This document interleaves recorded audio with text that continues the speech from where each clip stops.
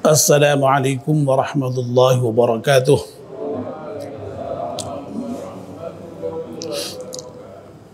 Bismillahirrahmanirrahim. Alhamdulillahi rabbil alamin. Wassalatu wassalamu ala asyrafil mursalin Sayyidina wa maulana Muhammad wa ala alihi wa sahbihi ajma'in, amma ba'd.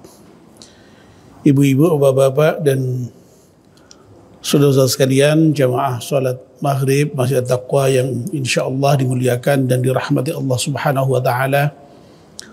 Alhamdulillah, kita panjatkan syukur pada Allah Subhanahu wa taala yang pada malam hari ini atas limpahan rahmat dan nikmatnya kita semua bisa hadir di Masjid At-Taqwa, masjid yang kita cintai ini, untuk melaksanakan salat maghrib secara berjamaah. Dan alhamdulillah sekarang kita bisa melanjutkan dengan melakukan kajian ba'da maghrib. Kita mohon pada Allah Subhanahu wa taala semoga seluruh rangkaian ibadah kita di malam hari diterima oleh Allah Subhanahu wa taala. Amin ya rabbal alamin. Mari kita mulai dengan berdoa bersama-sama. Bismillahirrahmanirrahim. Ashhadu an la ilaha illallah wa ashhadu anna Muhammadar Rasulullah.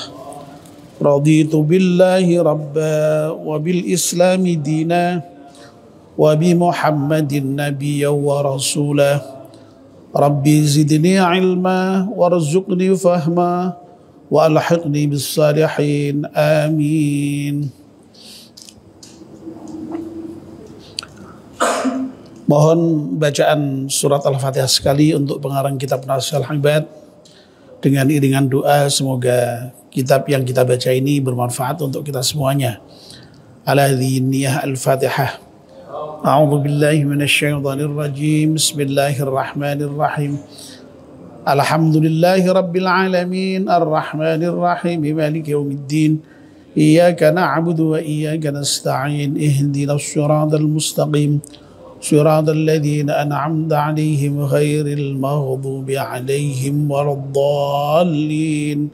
آمين.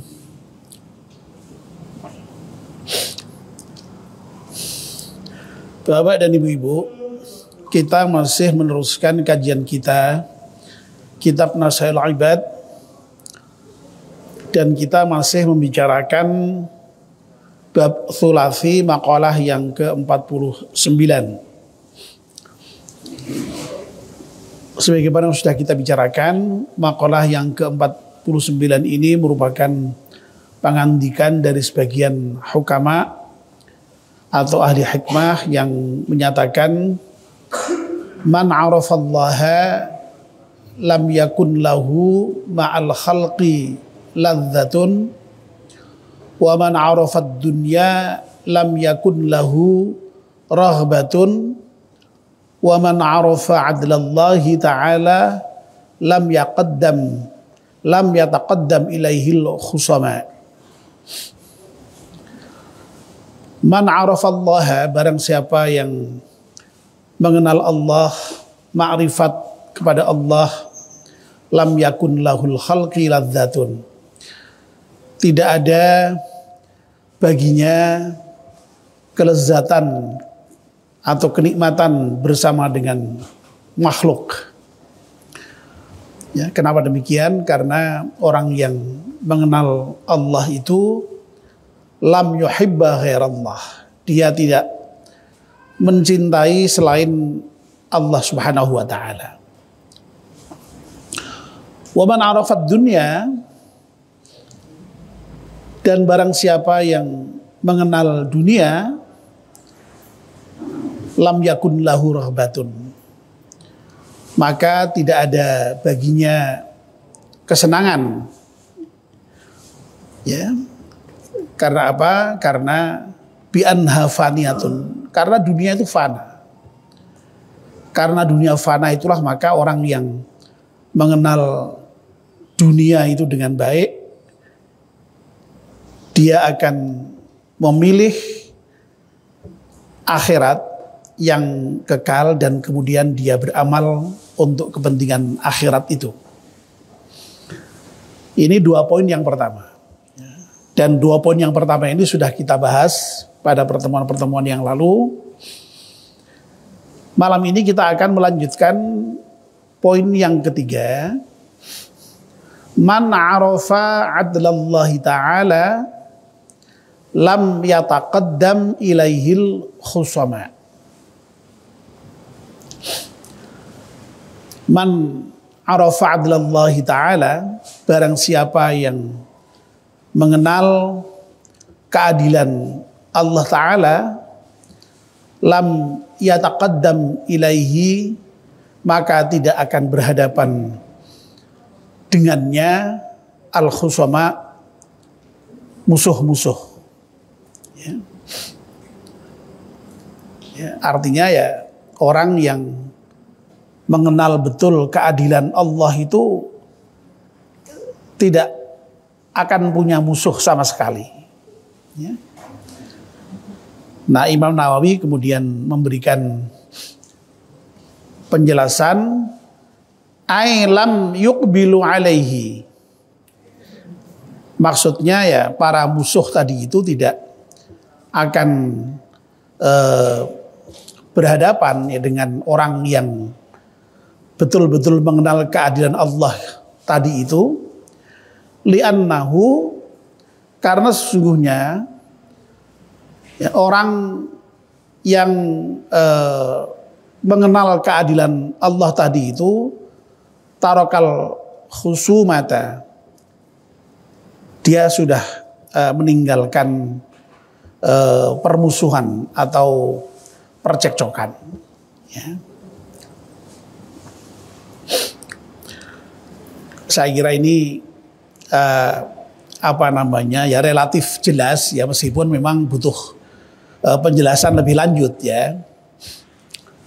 Jadi menurut sebagian ahli hikmah ini,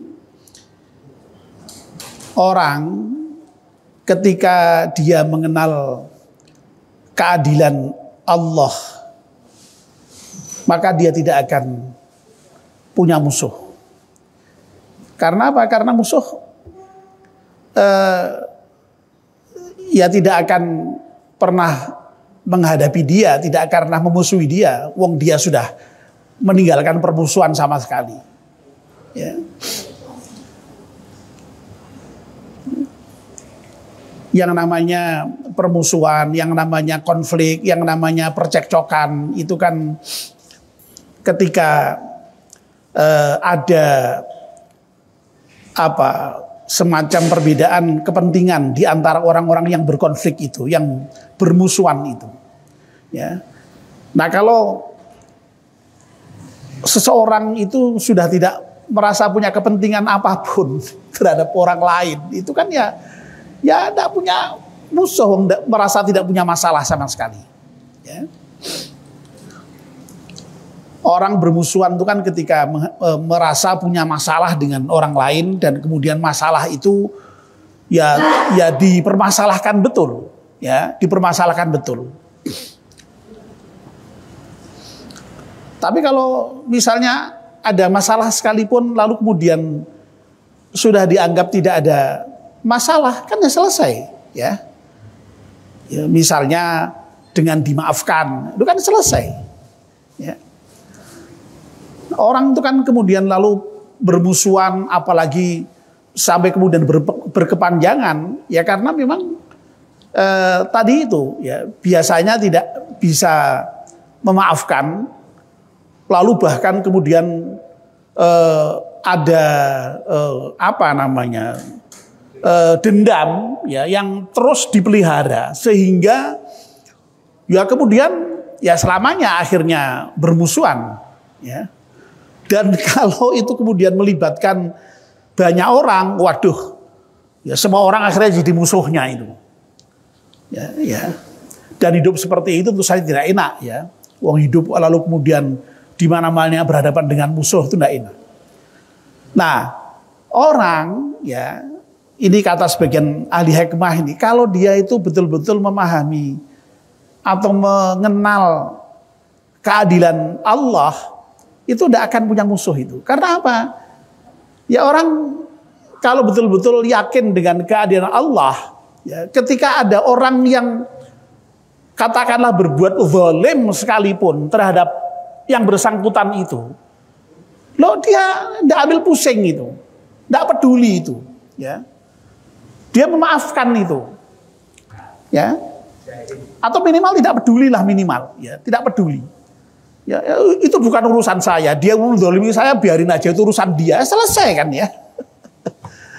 Nah repotnya kita itu kan, kalau ada orang yang berbuat tidak baik dengan kita sedikit saja, ya, baru ngomongin yang tidak baik saja kita sakit hati. Ya, baru sakiti sedikit ya sakit.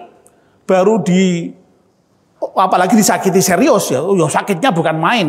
Ya bahkan sampai kemudian ya tadi itu dendam tidak hilang-hilang sampai kapanpun tadi itu. Ya. Tapi kalau misalnya coba orang itu betul-betul yakin dengan keadilan Allah, mengenal betul bahwa Allah itu adil, kalau kemudian semuanya dikembalikan pada Allah, ya sudahlah, kita serahkan pada Allah. Allah yang Maha Tahu. Allah nanti yang akan membalasnya dengan seadil-adilnya, selesai kan ya, begitu. Ya, seadil-adil selesai, ya. Ya. Saya kira ungkapan dalam bahasa Jawa yang sering kita dengar, Gusti Allah ki ora sare. Ada ungkapan seperti itu ya. Gusti Allah ki ora sare. Gusti Allah ki tahu persis lah. Ya, orang tidak berbuat baik kepada kita, menzalimi kita, ya nanti kita serahkanlah kepada Allah. Kita lepas, ya, karena sudah diserahkan pada Allah itu kita lepas. Loh, kalau kita itu lepas, ya, kira-kira akan menjadi bermusuhan enggak? Ya tidak, ya, orang sangat nyaman kemudian, ya. Bahkan orang yang semula zalim dengan kita, kalau kita ini kemudian tidak membalasnya, bahkan kemudian memaafkannya, orang yang berbuat zalim kepada kita itu malah bisa jadi malah menjadi semakin baik dengan kita dan kagum dengan kita, ya, dan akan menjadikan kita sebagai temannya, ya. Tapi kalau kita dizalimi sedikit lalu kemudian membalas dengan kezaliman yang sama, ya, itu ya sekali lagi yang terjadi ya tadi itu, timbulnya konflik, timbulnya permusuhan di antara kita di dalam kehidupan kita sehari-hari. Tapi kalau kita misalnya menjadi orang yang tadi itu ya mengenal betul keadilan Allah dan akhirnya kita serahkan sepenuhnya kepada keadilan Allah, kita lalu menganggap itu selesai, tidak ada masalah, kan selesai, tidak ada masalah. Ya, ya, saya kira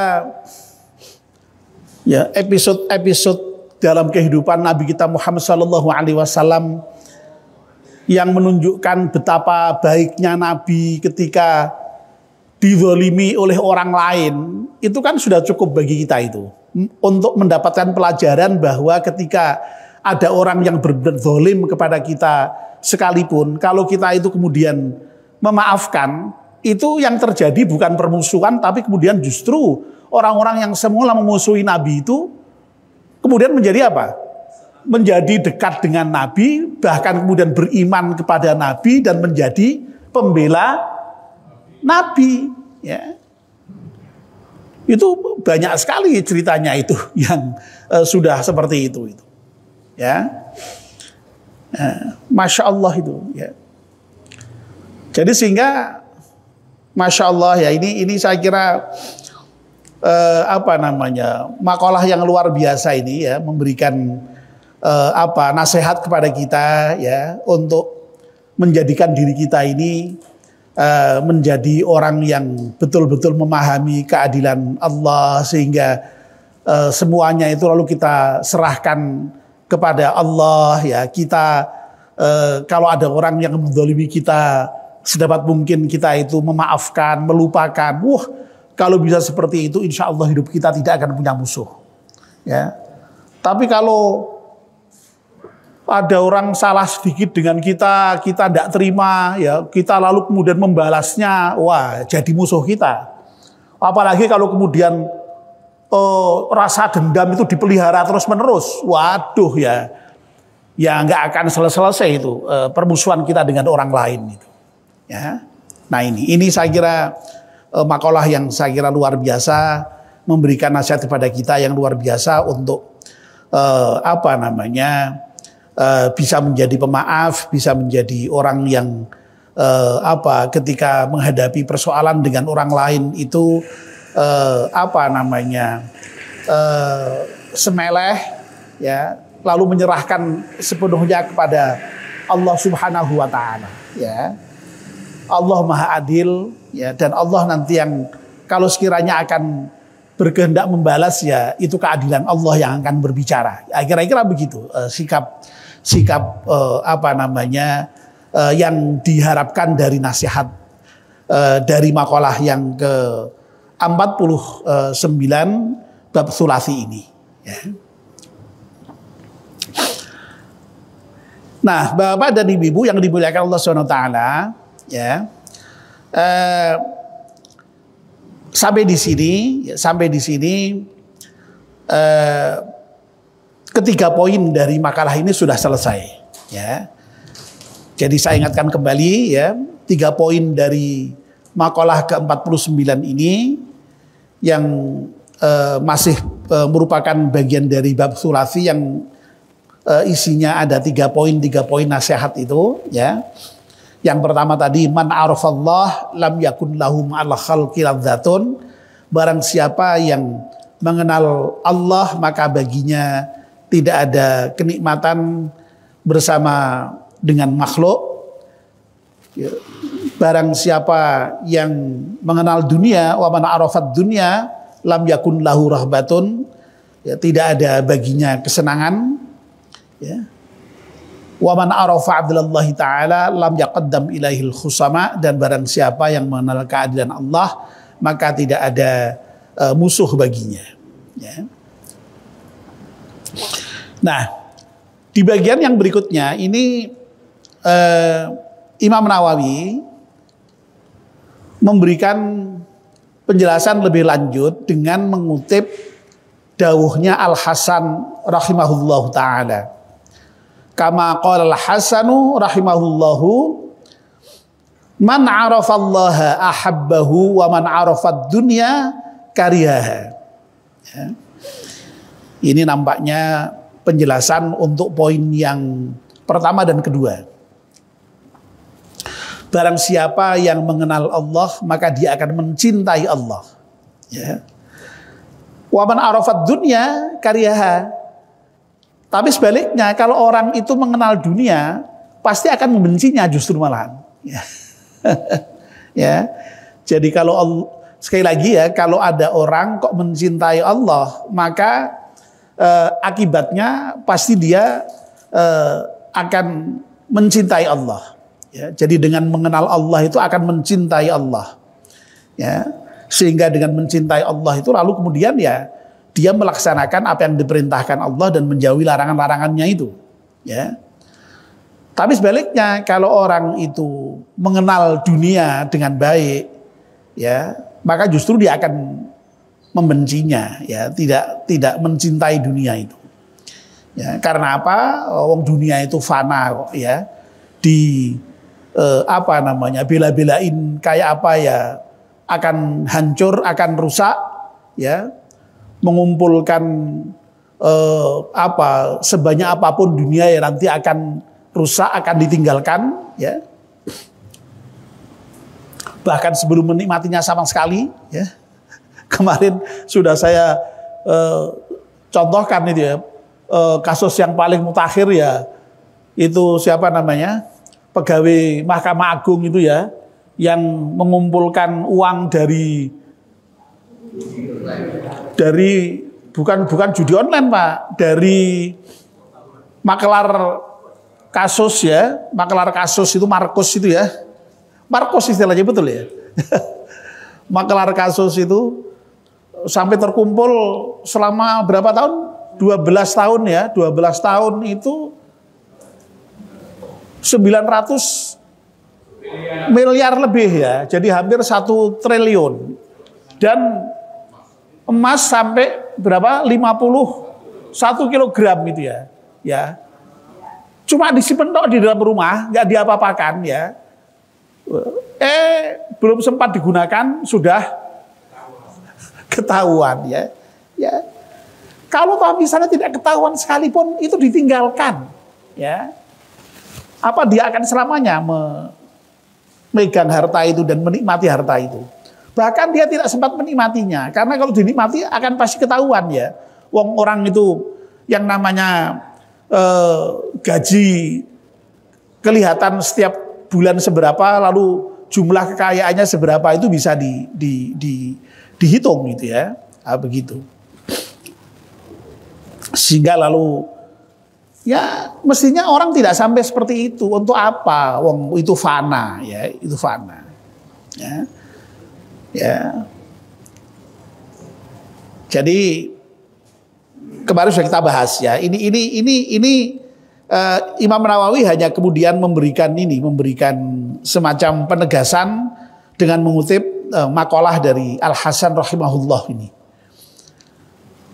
Lalu Imam Nawawi juga mengutip makalah dari Asy-Syafi'i.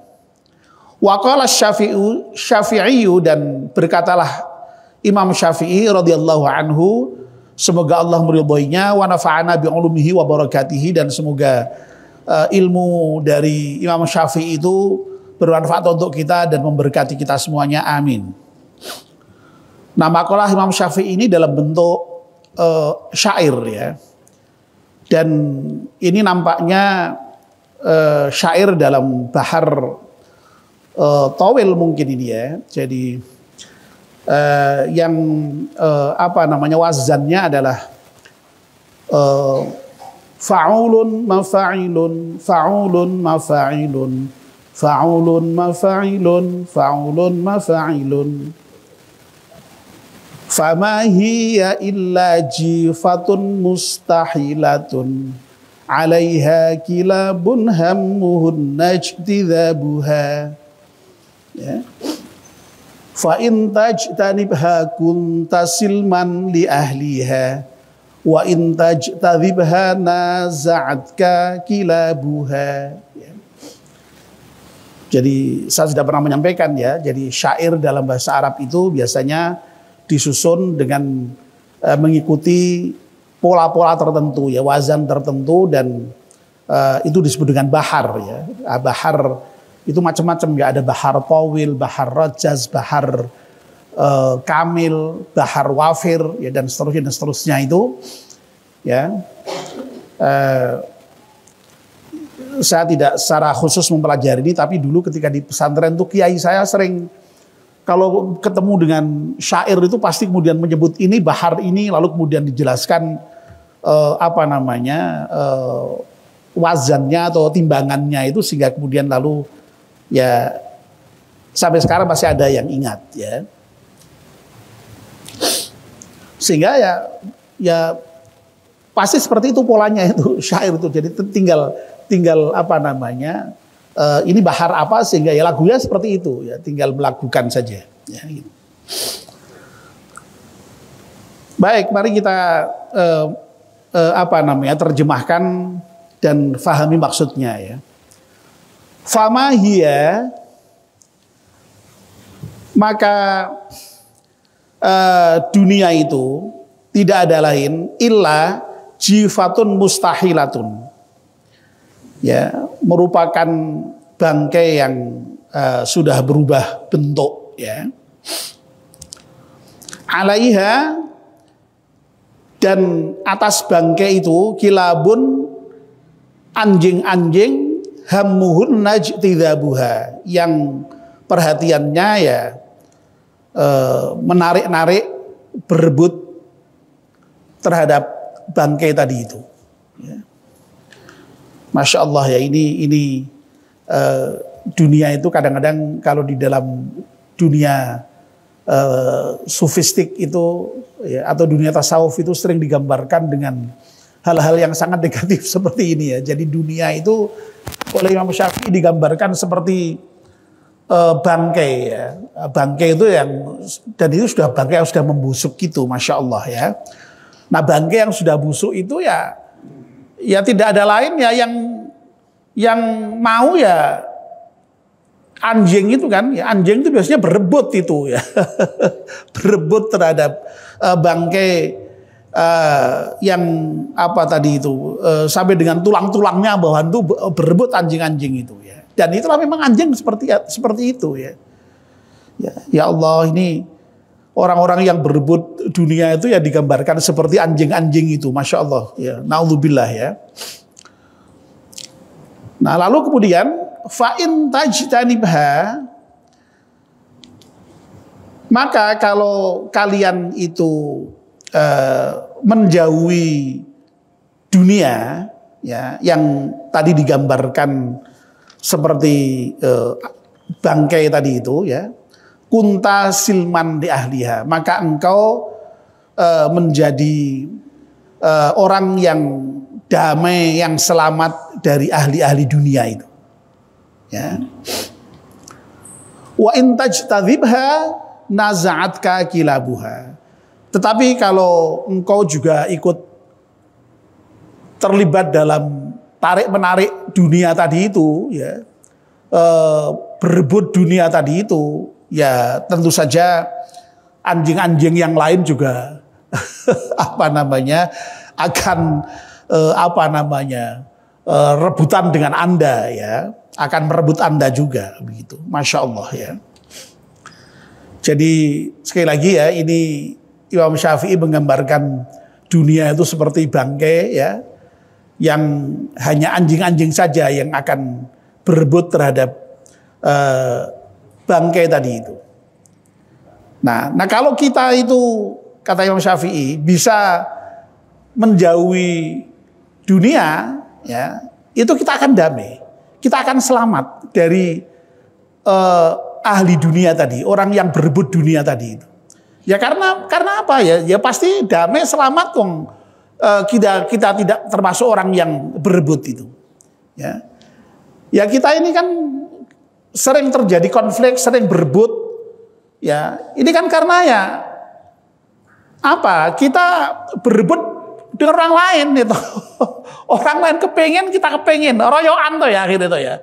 Kalau royoan ya akhirnya ya rebutan kan ya. Rebutan akhirnya ya kadang-kadang bahkan dilakukan dengan cara-cara yang tidak benar itu untuk mendapatkan apa yang direbut itu ya. Dunia itu bisa dalam bentuk apa saja ya, bisa dalam bentuk harta ya.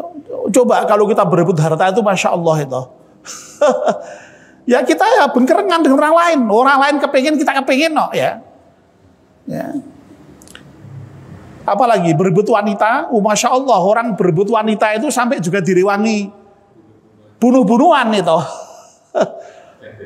Iya, berebut kekuasaan, wow, sama saja ya, itu juga gontok-gontokan gitu. Bahkan termasuk yang pengikut-pengikutnya aja yang orang itu apa-apa ya melu direwangi gontok-gontokan ya. Masya Allah, ini sinyalemen Imam Syafi'i ini seperti ini terhadap dunia itu. Betapa orang itu ternyata Masya Allah ya, luar biasa, karena keinginannya kepada dunia itu sampai direwangi, jungkir balik, rebutan ya, sampai kemudian kadang-kadang mengorbankan orang lain, bahkan kadang-kadang mengorbankan dirinya sendiri. Naudzubillah min dzalik. Ya. Nah, saya kira memang ya makalah-makalah semacam ini itu harus kita pahami dengan hati-hati ya. Ini sebenarnya ya tidak lain ya peringatan kepada kita untuk ya tadi itulah, jangan kok nemen-nemen gitu, jangan berlebihan di dalam cinta terhadap dunia tadi itu. Dan saya sudah berkali-kali mengatakan ya, dunia memang tidak harus ditinggalkan sama sekali. Karena Allah sendiri juga berpesan, wala tansa nasibaka minad dunya, jangan kamu lalaikan juga nasibmu terkait dengan dunia itu. Tapi sekali lagi jangan menjadi orientasi utama sampai kemudian direwangi, jungkir balik, ya sampai kemudian direwangi yang haram diterjang, sampai direwangi nendang temannya sendiri, sampai direwangi. Wah, itu jangan sampai. Saya kira intinya seperti itu. Ya, boleh ya untuk mendapatkan dunia selama memang itu caranya dengan baik. Ya, lalu kemudian ketika sudah mendapat juga digunakan dengan cara yang baik. Dan kalau caranya seperti itu dan digunakan seperti itu, insya Allah ya tidak ada masalah saya kira terkait dengan dunia itu. Jadi saya kira kita harus mendudukkannya dalam proporsi yang saya kira tepat ya di dalam dunia inilah. Sekali lagi makalah-makalah yang seperti ini mengingatkan sisi negatifnya itu sehingga kita supaya menjadi waspada dan menjadi hati-hati, menjadi sadar ya tentang kemungkinan-kemungkinan yang menjerumuskan kita dalam hal dunia ini. Ya. Nah mudah-mudahan Bapak dan Ibu-ibu ya kita semua ini bisa mendapatkan pelajaran yang sangat berharga dari makalah yang baru saja kita selesaikan pembahasannya ini, yakni makalah yang ke-49 dari bab Thulathi. Ya. Tinggal beberapa makalah lagi untuk bab Thulathi ini, sehingga nanti kemudian kita akan memasuki bab berikutnya yaitu bab Rubai, bab yang isinya 4. Masih ada beberapa makalah lagi ya. Mungkin sekitar ini sudah makalah yang ke-49 ya, besok makalah yang ke-50. Bab Thulathi itu sampai dengan makalah yang ke-55 ya. Jadi masih ada 6 makalah lagi yang bab Thulathi, agak panjang ini. Nanti setelah itu bab Rubai, bab yang isinya makalahnya itu ada 4 poin ya, 4 nasihat ya. Demikian Bapak dan Ibu-ibu, mudah-mudahan kita masih diberi kesempatan, umur panjang, sehat walafiat, bisa melanjutkan kajian kita ini dengan baik. Amin ya rabbal alamin. Mari kita akhiri dengan berdoa bersama-sama. Bismillahirrahmanirrahim. Wal 'ashri innal insana lafi khusrin illa alladzina amanu wa 'amilus salihati wa tawassaw bil haqqi wa tawassaw bis sabr. Subhanakallahumma wa bihamdika asyhadu an la ilaha illa anta astaghfiruka wa atubu ilaik. Wassalamu alaikum warahmatullahi wabarakatuh.